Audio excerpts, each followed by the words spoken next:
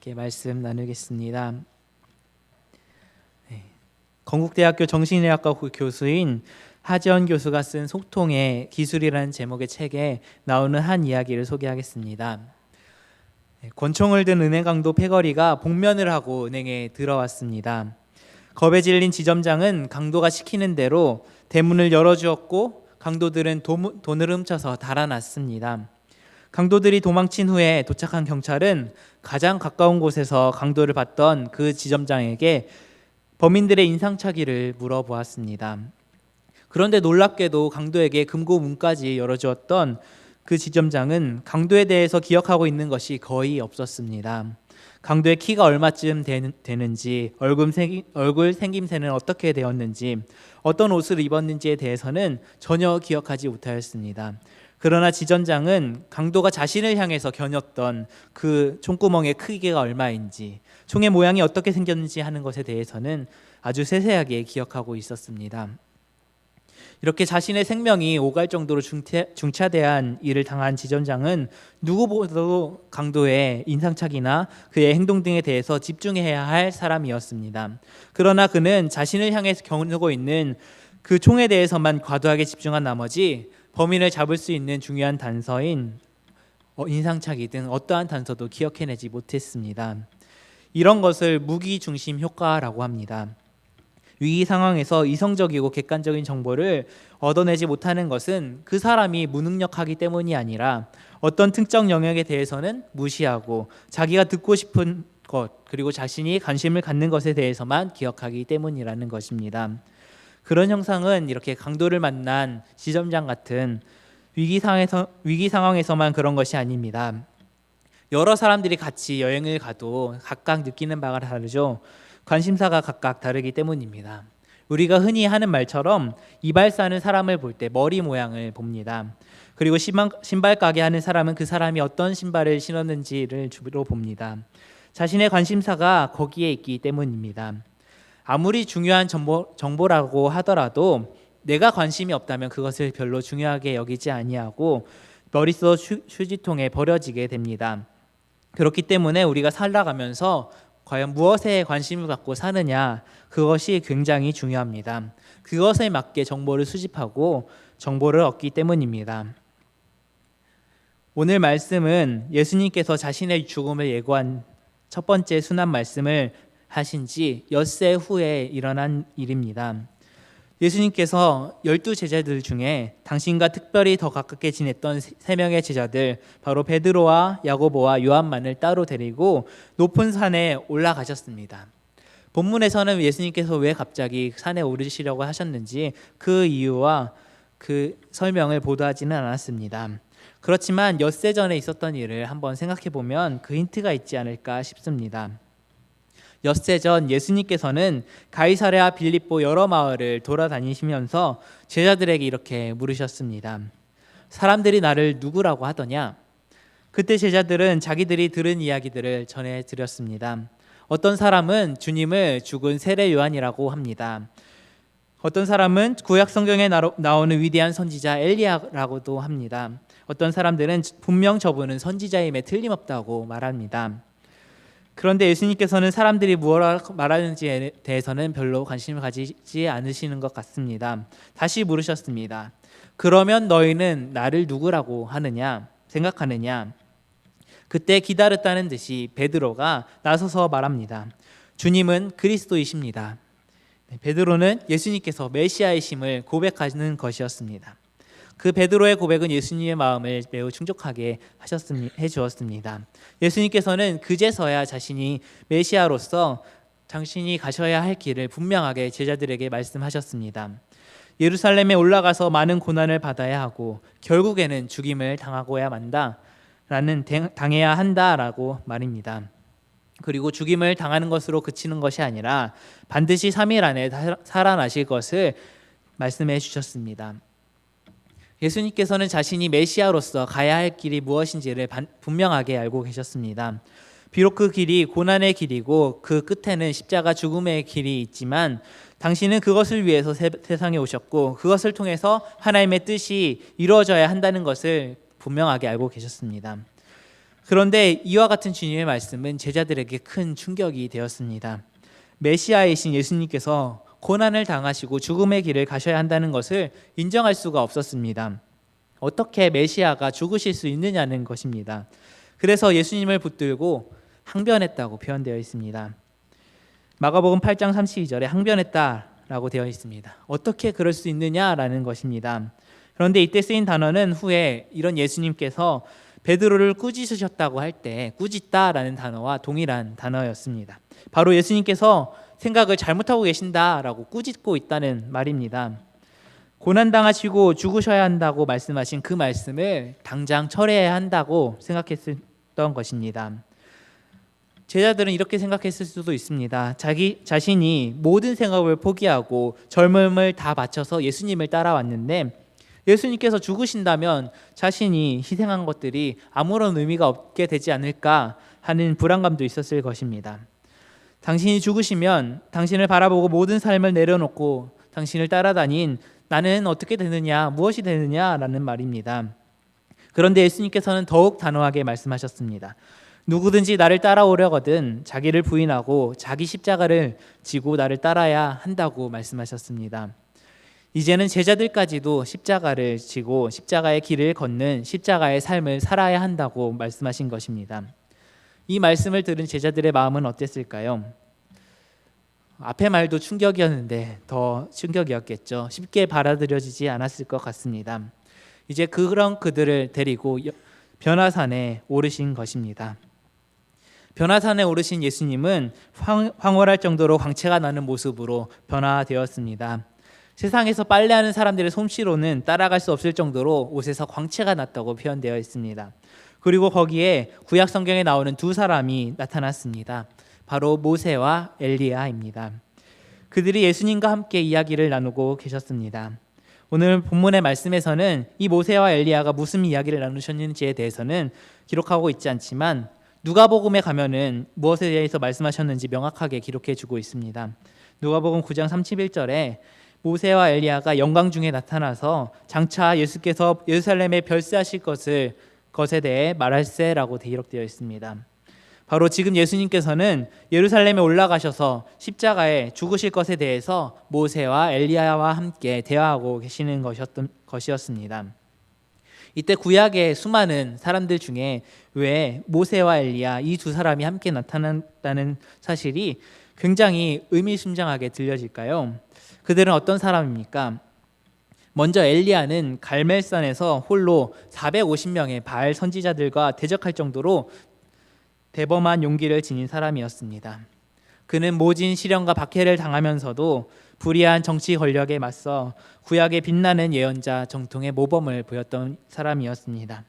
그래서 예수님 당시에서도 엘리야는 새 세상을 염원하는 사람들의 마음속에 굳게 자리 잡고 있었습니다. 또한 모세 역시 히브리 노예들의 집단적인 탈출, 곧 해방의 출애굽 사건을 이끈 지도자로서 사람들 마음속에 깊이 새겨져 있었습니다. 그러므로 예수님께서 모세와 엘리야와 함께 대화를 나누신 것은 예수님의 하나님 나라 운동이 그들로 대변되는 해방의 길을 계속 힘차게 달려가리라는 것을 암시하고 있는 것입니다. 엿새 전에 예수님께서 십자가의 죽음의 길을 가려 하신다고 하신 말씀이 채 잊혀지기도 전에 지금 변화산 위에서도 예수님께서는 모세와 엘리야와 함께 예루살렘에 올라가셔서 죽으시게 될 것에 대해서 말씀을 나누고 있습니다. 이를 본 제자들의 반응은 어땠나요? 5절과 6절 말씀입니다. 베드로가 예수께 고하되 랍비여 우리가 여기 있는 것이 좋사오니 우리가 초막 셋을 짓되 하나는 주를 위하여 하나는 모세를 위하여 하나는 엘리야를 위하여 하사이다 하니 이는 그들이 몹시 무서워하므로 그가 무슨 말을 할지 알지 못함이더라. 아멘. 네, 변화산 위에까지 올라온 베드로는 여전히 예수님께서 그 길을 가시려는 예수님을 이해할 수도 없거니와 예수님을 그대로 십자가에 죽게 할 수도 없었습니다. 이렇게 지금처럼 영광스럽게 변화되신 주님을 그냥 그대로 모시고 살고 싶었습니다. 그래서 변화산을 떠나고 싶지 않았습니다. 이 변화산을 내려가면 분명 예수님께서는 예루살렘에 가실 것이고 거기서 조롱을 받고 구원을 당하시다가 채찍에 맞을 뿐만이 아니라 십자가에 달려 돌아가실 것이기 때문이었습니다. 그것을 그냥 바라만 볼 수는 없었습니다. 그걸 막고 싶었습니다. 차라리 초막을 짓고 여기 머물며 살면은 예수님께서 그렇게 고난받으시고 죽음의 자리에 가지 않으셔도 됩니다. 그리고 자신도 예수님처럼 십자가를 지는 삶을 살아야 한다는 부담을 떨쳐낼 수 있었습니다. 예수님을 위해서나 자기를 위해서나 변화산 아래로 내려가는 것은 도움이 되지 않는다고 생각한 것입니다. 저희가 여기서 지내면 얼마나 좋겠습니까? 라고 베드로가 언급결에 한 말이 참 엉뚱하게 들리기도 합니다. 당황해서 아무 말이나 한 것 같이 생각되기도 합니다. 하지만 이 모습이 우리의 모습이지 않을까 생각됩니다. 우리도 변화산 위에다 초막셋을 짓고 싶다는 생각이 자주 듭니다. 물론 고난과 십자가를 즐거워할 사람은 없지요. 그런데 예수님께서는 베드로에게 하신 말씀을 그대로 오늘 우리에게도 하십니다. 누구든지 나를 따라오려거든 자기를 부인하고 자기 십자가를 지고 나를 따를 것이니라. 네, 오늘 우리의 삶에서 자기를 부인하라고 말씀하십니다. 때로는 내 욕심, 내 욕망을 내려놓아야 할 때도 있습니다. 때로는 내가 가지고 있고 내가 누리고 있는 것들을 내려놓아야 할 때도 있습니다. 그것을 내려놓을 때에만 십자가를 지고 주님을 따르는 삶을 살 수 있기 때문입니다. 사실 자신의 삶에서 변화를 좋아하는 사람은 거의 없죠. 오늘날 너무나도 빠르게 변화되는 세상에서 살아남기 위해서는 변화를 선택해야 합니다. 변화하는 것을 두려워한 채 거부한다면 사회적으로 도태되고 맙니다. 그래서 오늘날 우리 사회에서 변화해야 한다는 것은 이제는 너무나 당연하게 여겨질 정도로 들려집니다. 그러나 생존을 위해서 변화해야 한다고 하지만 사람은 그 어느 누구도 변화를 익숙하지 않고 좋아하지 않습니다. 더욱이 지금 행복하고 지금 황홀한 삶을 살고 있다면 더더욱 그렇습니다. 지금 행복하고 좋은데 변화되면 그 모든 행복과 축복이 사라져 버릴 것 말 것 같은 두려움이 들기 때문입니다. 변화산 위에서의 베드로가 지금 그런 마음입니다. 이 행복한 순간을 빼앗기고 싶지 않았습니다. 이렇게 황홀하고 좋은데 산 아래로 내려가고 싶겠습니까? 더구나 산 아래로 내려가면 고난의 길을 가야 하고 죽음의 길을 가야 합니다. 그래서 지금의 이 행복한 순간에서 벗어나고 싶지 않았습니다. 그러나 우리가 꼭 기억해야 할 것은 우리가 행복하고 평안한 삶에 머물기를 원하는데 그 삶의 자리에 머물러 있으려고만 해서는 하나님의 뜻이 이루어지지 않는다는 사실입니다. 하나님께서는 아브라함을 불러서도 평안하고 풍요로운 삶의 자리에서 떠나라고 말씀하셨고 그 말씀에 순종하여 평안하고 풍요로운 삶을 내려놓고 고생의 길을 간 아브라함을 통해서 믿음의 조상으로 세워주셨습니다. 마찬가지로 오늘 우리에게도 하나님께서는 떠나라고 말씀하십니다. 지금의 행복하고 풍요로운 자리, 황홀하여서 도저히 떠나고 싶지 않은 바로 그 자리를 떠나라고 말씀하십니다. 특별히 변화산 위에서 베드로와 다른 제자들이 경험했던 그 황홀한 순간은 영원히 지속될 수는 없는 것이었습니다. 우리가 사는 세상에서 황홀한 순간은 잠시만 존재할 뿐입니다. 한순간일 뿐입니다. 잠시일 뿐인 그 황홀함의 자리에 영원히 머물러 있고 싶어 하는 것처럼 어리석은 사람은 없습니다. 우리가 또한 예배를 드리며 찬양하는 이 자리에서 하늘의 황홀함을 경험했다 하더라도 여기가 영원히 우리의 자리가 될 수는 없습니다. 우리의 자리는 찬양을 통해서 또 예배를 통해서 하나님을 만나고 은혜를 받고 황홀한 신앙의 경험을 했다면 그 우리들에게 하나님께서는 이제 여기서 떠나라고 말씀하십니다. 여기는 우리가 영원히 머물 자리가 아니기 때문입니다. 고달픈 현실의 문제가 산적해 있는 우리의 가정과 직장과 일터가 우리가 살아가야 할 삶의 자리입니다. 초막셋을 짓고 머무르고 싶어하는 베드로의 제안에 바로 뒤이어서 구름이 일며 그들을 덮더니 이는 내 사랑하는 아들이니 너희는 그의 말을 들으라 라고 하는 하나님의 말씀이 들려왔습니다. 그러자 그 순간 제자들의 눈앞에 펼쳐졌던 신기한 광경들이 다 사라졌습니다.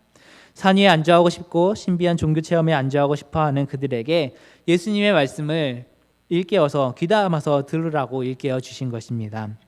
이어서 주님께서는 제자들이 마음 깊이 진정 담아두어야 할 진리를 당신의 행동으로 보여주시고 말씀으로 일러주셨습니다. 9절 말씀을 읽겠습니다. 그들이 산에서 내려올 때 예수께서 경고하시되 인자가 죽은 자 가운데서 살아날 때까지는 본 것을 아무에게도 이르지 말라 하시니. 네, 예수님께서는 더 이상 산 위에 계시지 않으시고 제자들을 데리고 산 아래로 내려가십니다. 그러시면서 당신이 죽음을 이기시고 다시 살아나기 전까지 그들이 그 위에서 본 것을 아무에게도 이야기하지 말라고 엄중하게 경고하고 계십니다. 주님께서 제자들에게 보여주셨던 그 모습 그대로 영광스러운 찬란한 광채에 둘러싸여 산 위에 줄곧 계신다면 예수님은 더 이상 가난하게 힘들게 살 필요 없이 사람들의 찬양을 받고 경배를 받으며 얼마든지 편하고 여유롭게 살 수 있었습니다. 그렇다고 해서 주님께 전혀 손해될 것이 없었죠. 하지만 예수님께서는 그렇게 하지 않으시려고 굳이 산 아래로 내려가셨습니다. 그리고 제자들에게 그 사실을 말하지 말라고 하십니다. 그 이유가 무엇일까요? 우리는 이 질문에 대한 답을 얻기 위해서 우리 본문 바로 다음에 이어지는 사건을 주목할 필요가 있습니다. 바로 17절, 18절의 말씀입니다. 무리 중에 하나가 대답하되 선생님, 말 못하게 귀신 들린 내 아들을 선생님께 데려왔나이다. 귀신이 어디서든지 그를 잡으며 거꾸러져 거품을 흘리며 이를 갈며 그리고 파리해지는지라. 내가 선생님의 제자들에게 내쫓아달라 하였으나 그들이 능히 하지 못하더이다. 네. 변화산 아래에서는 난리가 나고 있었던 것입니다. 귀신도 꼼짝하지 않고 병도 고칠 수가 없었습니다. 그래서 진땀을 흘리며 귀신을 쫓아내려고 제자들이 애를 쓰고 있었습니다. 그러나 예수님의 제자라는 분들이 귀신 하나 쫓아내지 못하느냐라는 책망을 받기도 합니다. 지금 제자들은 진땀을 흘리고 있습니다. 전에는 예수님께로부터 사도로 부르심을 받고 파송을 받고 나갔을 때에는 귀신도 쫓아내고 병도 고쳤습니다. 그렇지만 지금은 그 능력을 행할 수가 없었던 것입니다. 이에 변화산에서 내려오신 예수님께서 귀신을 쫓아내시고 그 아이의 병을 고쳐주셨습니다. 만약 베드로가 변화산에서 한 말처럼 조막 셋을 짓고 거기에 머물러 있었더라면 산 아래에서 나머지 제자들은 계속해서 진땀을 빼면서 고생해야 했을 것입니다. 베드로는 산 아래에서 어떤 일들이 벌어지고 있는지에 대해서는 전혀 상상도 하지 못했습니다. 아니, 관심도 없었습니다. 지금 내가 경험한 이 황홀한 광경에 그 순간만 영원히 누리고 싶었을 뿐이었습니다. 우리가 이처럼 황홀함을 경험하고 있을 때, 또 우리가 행복에 겨워하고 있을 때 내 주변 사람들이 힘들어하고 있지 않은지 우리는 생각해야 합니다. 나만 행복하다고 그것으로 만족해버리는 것은 결코 신앙인의 자세가 아닙니다. 우리는 내가 보고 있는 것에 마음을 뺏겨서 주변을 보지 못하는 경우가 종종 있지요. 내 행복 때문에 다른 사람의 아픔은 보지 못하기도 하고 내가 기뻐하며 웃느라고 다른 사람의 눈물을 보지 못하기도 합니다. 바로 여기에 예수님께서 산 위에서 산 아래로 내려가신 이유가 있습니다. 산 아래로 가야만 그곳에 있는 귀신 들린 어린아이처럼 주님이 필요한 힘들고 지친 사람들 곁에 함께 할 수 있고 산 아래로 가야만 십자가를 질 수 있기 때문입니다. 우리가 반드시 명심하길 바랍니다. 우리가 예배를 사모하며 교회 안에 모이는 이유는 더욱 당당하게 교회 밖을 향해 흩어지기 위함입니다. 우리가 하나님께 간절히 기도해야 하는 이유는 사람들을 향해 참된 사랑의 말을 나누기 위함입니다. 우리가 열심히 성경을 묵상해야 하는 이유는 그 말씀을 저마다의 삶의 언어로 바르게 번역하기 위함입니다. 여러분, 초막셋을 짓고 싶다는 우리의 욕심이 만들어낸 생각들을 이겨냅시다. 주님이 십자가의 길을 가셨던 것처럼 우리도 주님의 뒤를 따라서 십자가를 지는 길을 두려움 없이 가시기 바랍니다. 그러기 위해서 황홀한 변화산 위에서 계속 머물러 있어서는 안 됩니다. 초막을 짓겠다는 생각을 버리고 변화산 아래로 내려가야 합니다. 지금이 아무리 좋다 하더라도, 그래서 영원히 머물고 싶은 상황이라 하더라도 하나님께서는 우리에게 떠나라고 하십니다. 십자가를 지고 주님의 뜻을 이루는 삶을 살라고 하십니다. 그 말씀에 순종할 때 십자가를 지시고 골고다 언덕 위에 오르신 후에 부활하신 몸으로 산 아래 제자들을 향해 나타나신 예수님의 그런 사랑이 우리의 모든 걸음 가운데 언제나 함께 하시고 이끌어 주실 줄 믿습니다. 우리 함께 기도하시겠습니다. 영광의 하나님, 그 영광으로 날마다 우리 함께 하심에 감사드립니다. 예수님만의 유일한 광채를 사모하고 주님만을 바라보며 저마다 드리는 예배의 산 위에 오르기를 원합니다. 동시에 산 위에만 머무르고자 하는 우리의 어리석음을 바로잡아 주시고 산 아래 주님의 사랑이 필요한 이들을 향해 기꺼이 내려가게 해 주시옵소서. 주님의 뜻을 바로 깨달아 알게 하여 주시옵소서. 깨닫는 데 그치지 않게 하여 주시고 그 뜻에 순종하며 살게 하여 주시옵소서. 조막셋을 짓고 싶다는 우리의 욕심이 만들어낸 생각들을 이겨내고 굳건히 십자가의 길을 가셨던 주님처럼 우리도 주님의 뒤를 따라서 십자가를 지는 길을 두려움 없이 갈 수 있도록 우리를 붙잡아 주시옵소서. 우리의 앞서 십자가를 지시고 그 길을 걸어가신 예수 그리스도의 이름으로 기도드립니다. 아멘. 다 같이 찬송가 539장을 찬양하시겠습니다.